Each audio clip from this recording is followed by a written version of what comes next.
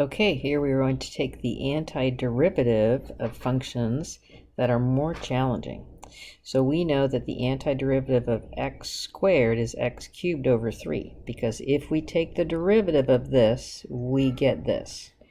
So again, if there's no limits of integration, it's called an improper integral. And so we're just looking for the function that gives us the antiderivative.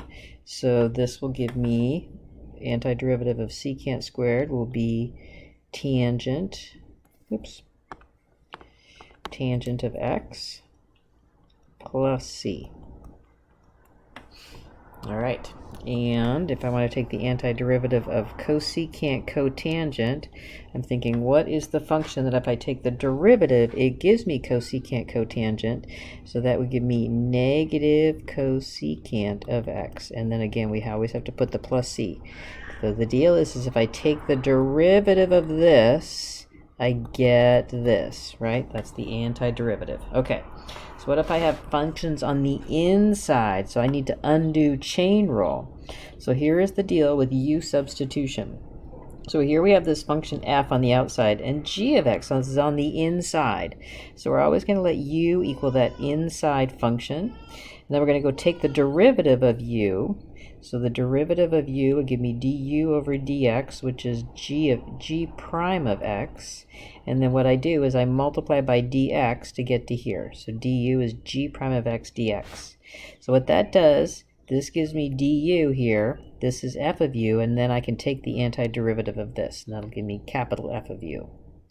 Capital F of u. All right, so here we go. So we're going to let u equal the inside function for this u substitution. U substitution is really important. So let's just make sure we go through the steps carefully to make sure you get strong at it. So du over dx is 4. So I'm always going to want to rewrite that as 4 dx. So I want to substitute. So the only thing that necessarily carries along is the integral sign. I'm going to put this 4x as u, so sine of u.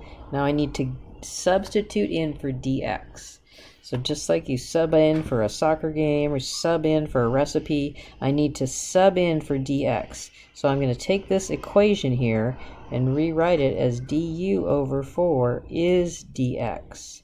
So I take out dx and I sub in du over 4. Okay, so I'm going to take the time to pull that number on the outside. So then I have just 1/4 sine of u. So I think about what is the antiderivative of sine? That's negative cosine of a u. So if I put the x's back in, I get cosine of 4x plus c. All right, so that's the answer. So the idea is that if I take the derivative of negative 1/4 cosine 4x dx plus, or 4x plus c, if I take the derivative of that, I will get sine of 4x. So let's just go check it up here. If I took the derivative of negative 1/4 cosine of 4x plus c, so I carry the negative 1/4 along. I know the derivative of cosine is negative sine of 4x, and I'm doing chain rule when I do the derivative, so that's times 4, and the derivative of a constant is 0. So the 4 and the 1/4 cancel, the two negatives cancel. Oh, and look at that, I get sine of 4x, which is exactly what I had here. So this works. All right, so I'm going to want to do a couple more, and if you take a look, doesn't it look like these two are very similar to this? So let's go do this one. So if I do u equaling 3x, du over dx is 3. Again, I'm going to want to rewrite it like this. So then I know the only thing I carry along is the integral sign. And then I put sine of u, and then I need to sub in for dx. Subbing in for dx, I want to solve for dx, so I get du over 3 is dx. So I get du over 3 is dx. So this dx gets replaced with du over 3. Take the time to pull the numbers on the outside, and then I take the antiderivative. So the antiderivative is negative cosine, and then I put the x's back in for u. And I'm not going to go back and check my answers all the time. That's the answer. All right, so here, those two were sine and of numbers like 4x and 3x. So let's check out what's happening with cosine here. So again, I'm going to let u equal 5x.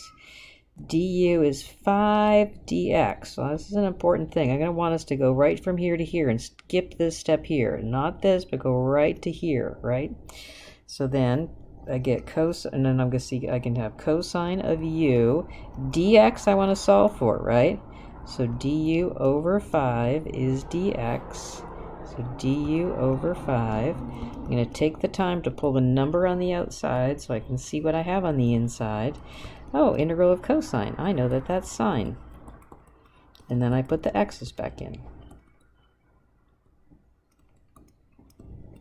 All right, let me just do one more here.